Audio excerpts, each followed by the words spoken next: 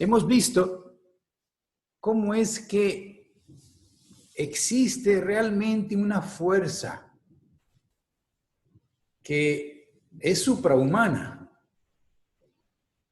y se conoce religiosamente como la fuerza del diablo. El diablo es esa figura que ha sido el tentador de la humanidad para que aparezca la maldad en el planeta. El mal no existe en el planeta si no existe el ser humano. Es el ser humano, por su capacidad de equivocarse, que puede hacer aparecer algo que se llama un desequilibrio. El desequilibrio de la naturaleza. Pero comienza desequilibrando su naturaleza interior, su cuerpo. Y entonces aparece el sufrimiento y el dolor. Y esto le llamamos malo. Y al placer y a la felicidad le llamamos algo bueno. De manera que lo malo está relacionado directamente con el dolor y el sufrimiento, con la enfermedad y con la muerte.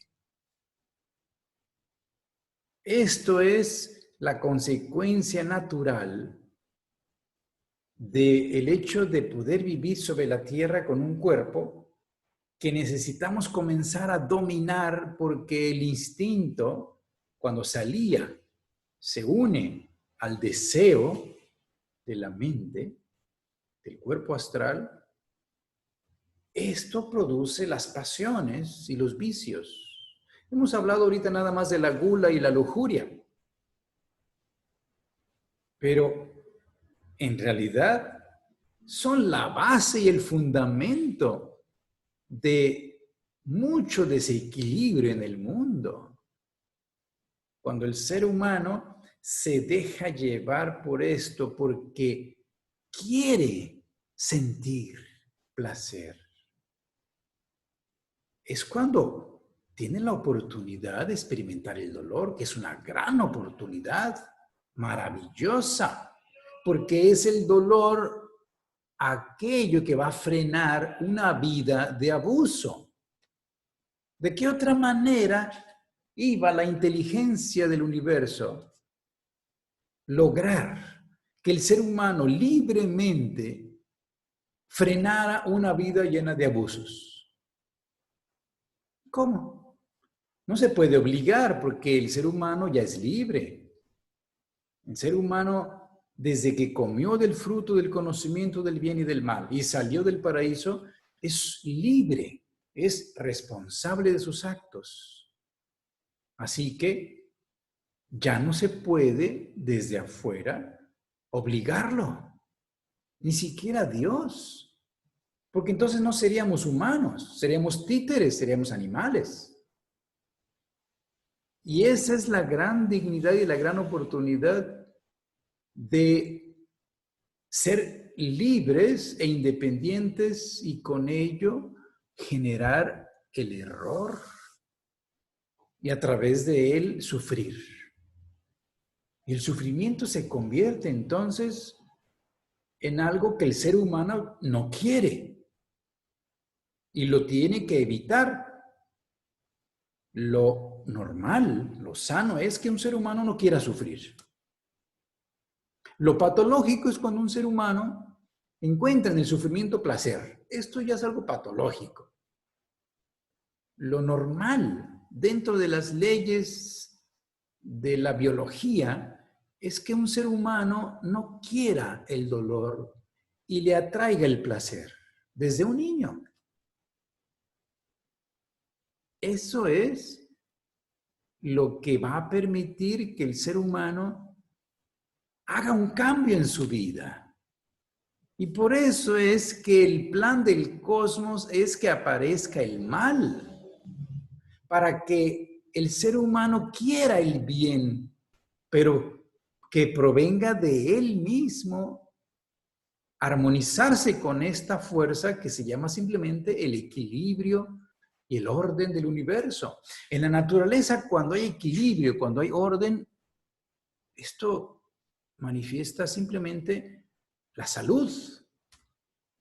Es el resultado de ese orden y ese equilibrio que se observa en la naturaleza cuando nosotros visitamos un lugar que se llama virgen, un bosque, una playa, algún lugar en la montaña, y vemos que todo está en orden, todo está bien, no hay ningún desequilibrio allí. Pero el ser humano es capaz de provocar el desequilibrio y con ello provocar el mal, porque el mal puede ser que se provoque a sí mismo dolor o lo haga a los demás. Y cuando esto sucede, tiene una consecuencia. Nosotros hacemos sufrir a alguien más por inconsciencia y eso tiene la consecuencia de que se va a retornar. Así que además del sufrimiento, la enfermedad, la muerte, el ser humano tiene el karma como consecuencia del mal. Simplemente es el destino, la ley de consecuencia que hace que el ser humano viva en sí mismo los efectos de sus actos, en todo lo que le rodee. Así que todo el sufrimiento que el ser humano pueda crear a sí mismo y a los demás es una escuela. Tiene la única finalidad de despertar la conciencia. Y si comparamos el placer y el placer, más que despertar, adormece. Una persona que está rascándose y siente muy rico la espalda o alguna otra parte así medio difícil y alguien le echa una rascadita, ay, como que se hasta dormirla, se siente muy sabroso. Ay, sí, sí, y se queda ahí como dormido y quisiera que le siguieran rascando eternamente, porque es un placer que adormece. Muy rico.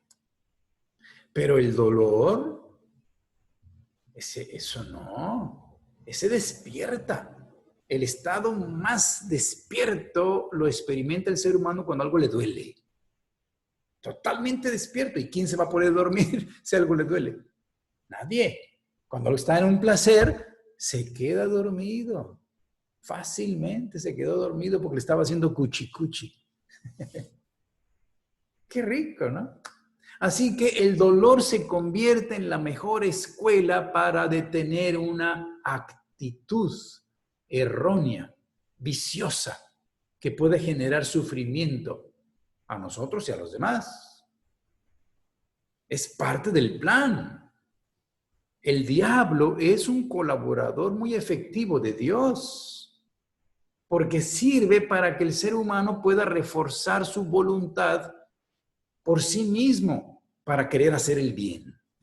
Hacer el bien en el sentido de no hacer algo que sea incorrecto, algo que provoque desequilibrio, que provoque problemas, que ponga trabas a la vida, que destruya, que sea inmoral, todo lo que puede extenderse en esto que llamamos el mal.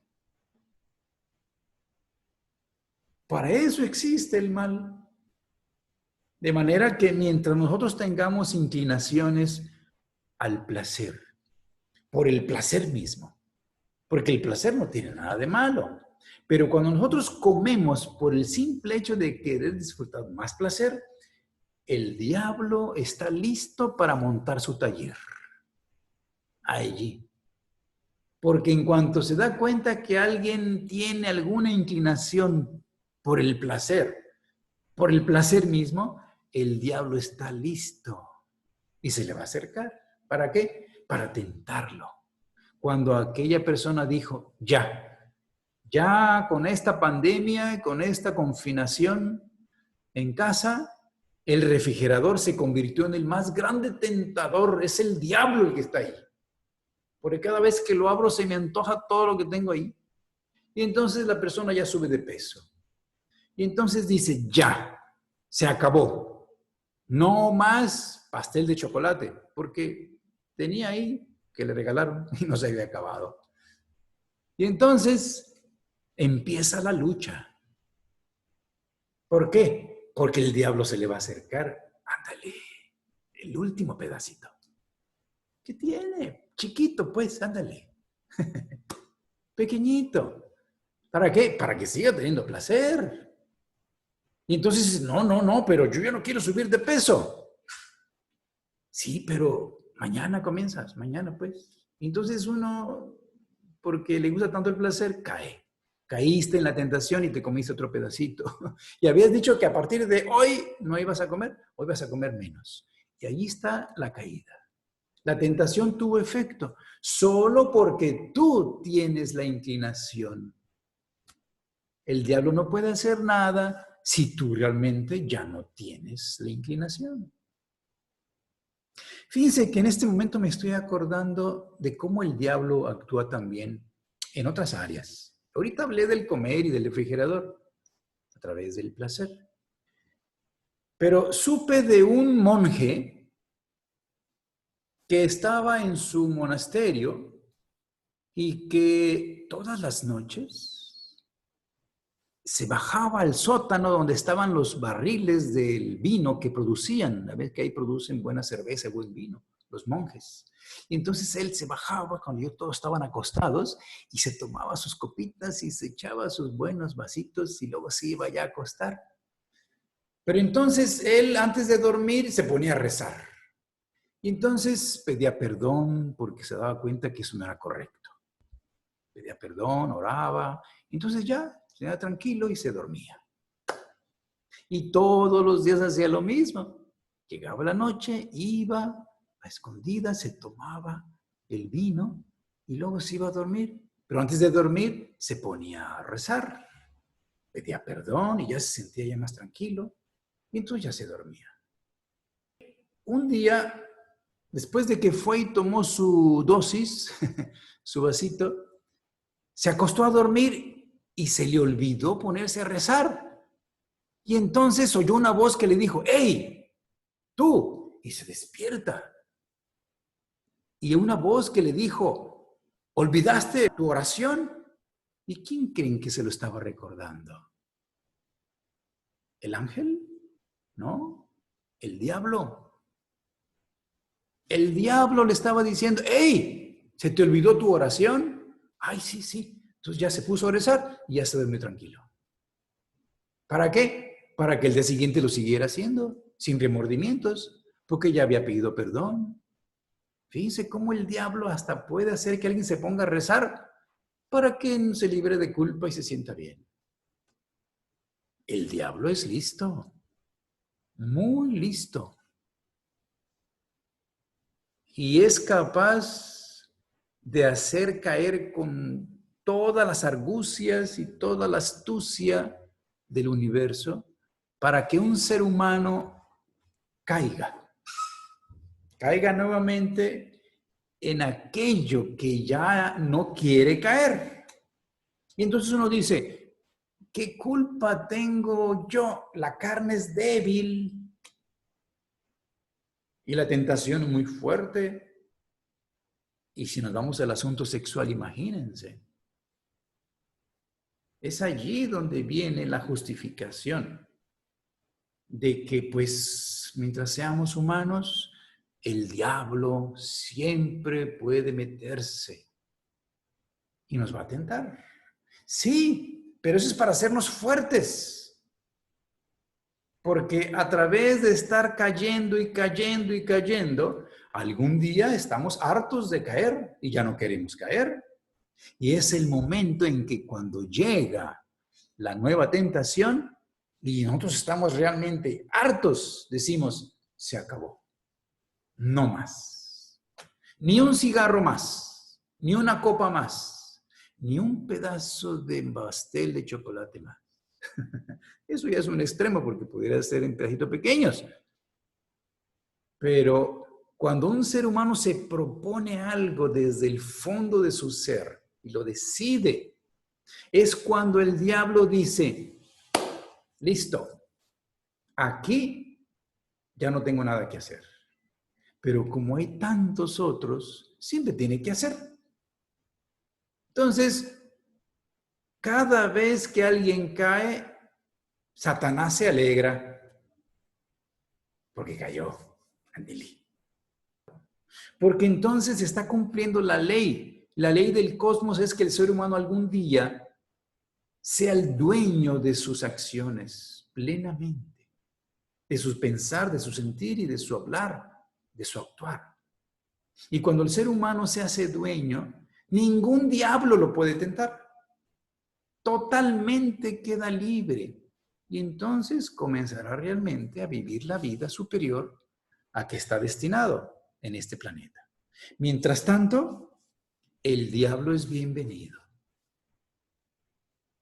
El diablo existe como la posibilidad de que el ser humano desarrolle su voluntad, su fortaleza y se haga dueño totalmente de su destino.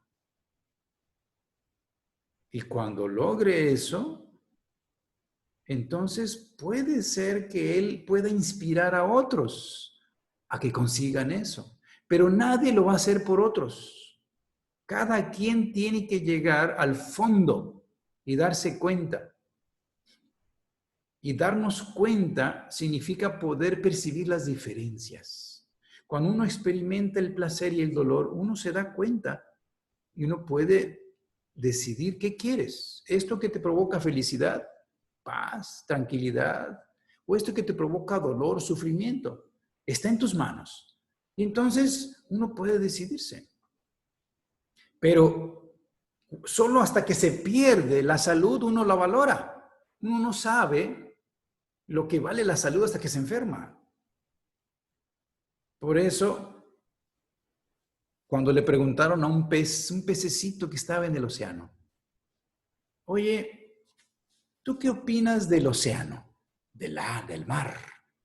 Y el pececito dijo, ¿y eso qué es? No sabía, porque está dentro del océano y no sabe, no conoce otra cosa, entonces no lo valora, vive en el océano, pero es inconsciente de ello. Pero el día que el pececito es sacado del agua y queda en la superficie de la tierra y solo quiere regresar al agua y vuelve al agua, y le preguntan, ¿qué opinas del océano? Y él va a decir, es el cielo.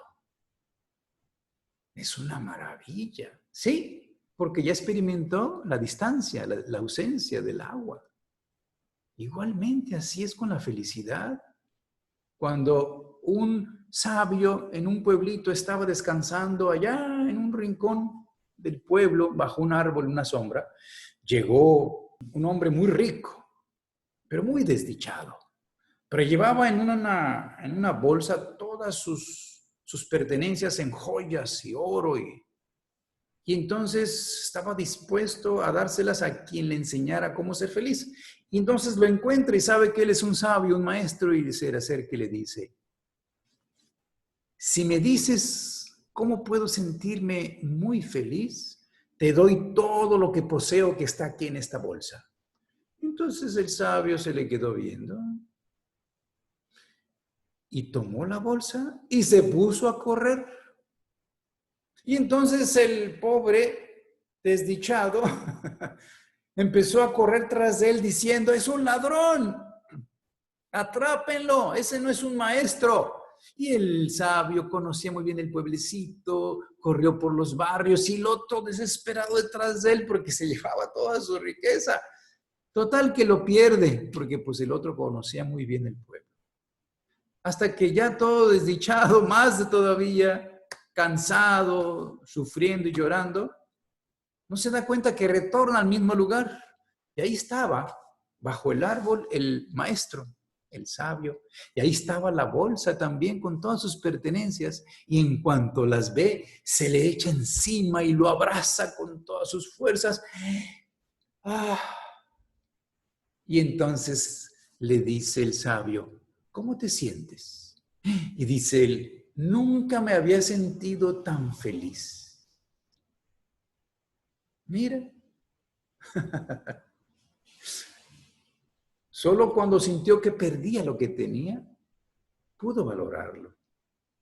Igualmente nosotros cuando estamos en el cielo y no hemos nacido, no sabemos lo que es el cielo. Necesitamos bajar aquí donde puede haber carencias, donde puede haber dolor y sufrimiento, soledad, decepción, frustración, desastres. Aquí la tragedia se experimenta, no en el cielo. Y entonces es aquí donde podemos nosotros realizar lo que significa el cielo. Por eso esa pregunta existencial, ¿por qué tuvimos que bajar del mundo espiritual a la tierra si ya somos un espíritu eterno? La respuesta es porque no sabemos lo que significa lo espiritual, el cielo, hasta que venimos aquí y experimentamos la carencia, las dificultades, las limitaciones que produce este mundo. Porque allá en el cielo no existe nada de eso. Entonces el ser humano es inconsciente. Y como dicen, el ser humano tiene que ganarse su inmortalidad con esfuerzo propio, porque la inmortalidad inconsciente no es inmortalidad. Y solamente en el mundo físico se puede comenzar a ver lo espiritual, no allá. Es aquí que se puede ver lo espiritual. De allí la necesidad de venir a experimentar en la tierra todo el sufrimiento que es posible experimentar por error, por ignorancia, por inconsciencia, por lo que sea. Pero aquí se experimenta el infierno. Vaya que es un infierno lo que se vive en la tierra. Vean todo lo que hay. Pero eso es para despertar y comenzar a valorar realmente lo que significa la vida, lo que significa el espíritu, lo que significa incluso la fuerza más poderosa a la que está destinada este planeta, el amor, que va a unir a todos los seres humanos en una fraternidad universal. Solamente cuando hay una sacudida que puede ser dolorosa, la conciencia humana despierta a la necesidad de ser solidarios. Por eso aquella frase que alguien expresara me parece muy sabia. Si solo ante la carencia pones fin a tu arrogancia, la carencia será tu maestro. Si solo ante la enfermedad te tienes una vida de abuso, entonces la enfermedad será tu maestro. Y si solo ante la tragedia te solidarizas con el mundo, entonces la tragedia será tu maestro. Pero si puedes ser sencillo, solidario y humilde, sin necesidad de vivir la carencia, la enfermedad y la tragedia, entonces tú serás el maestro. Esta es la finalidad de vivir aquí en la tierra, convertirnos en maestros de nuestras vidas, arquitectos de nuestro destino. De manera que aparezca, además del amor, la libertad. La plena libertad. Solamente siendo dueño de sí mismo somos totalmente libres. Somos libres. Y cuando alguien es libre, pues hace lo que le gusta. Imagínense que todos los seres humanos lleguen en ese momento, que en plena libertad se acerquen a otro ser humano para mostrarle el amor que le tiene en plena libertad, porque solamente en libertad aparece el amor. El amor no puede ser una obligación. Tiene que haber libertad plena para que aparezca esta fuerza a través del corazón de los seres humanos. El amor incondicional, sin exigir nada, en libertad. Así que el amor y la libertad son los máximos valores espirituales por desarrollar en este planeta. Este planeta y la humanidad está destinada a desarrollar esto y por eso se le conoce como la jerarquía del amor y la libertad. Porque es una jerarquía creadora, el ser humano. Es una inteligencia creadora. Pero tenemos que lograr que seamos dueños totalmente de nuestra fuerza para que se ponga al servicio de la vida, la mayor dignidad que puede tener un ser humano. Que llegue un momento en que él disponga todo lo que es, lo que tiene, sus valores, sus recursos, para que la vida se favorezca, la vida de todos y toda la naturaleza. Se convierte en un servidor como el sol, porque en el universo el ejemplo no lo da el sol. El sol sale para todos, calienta y da luz y vida para todos.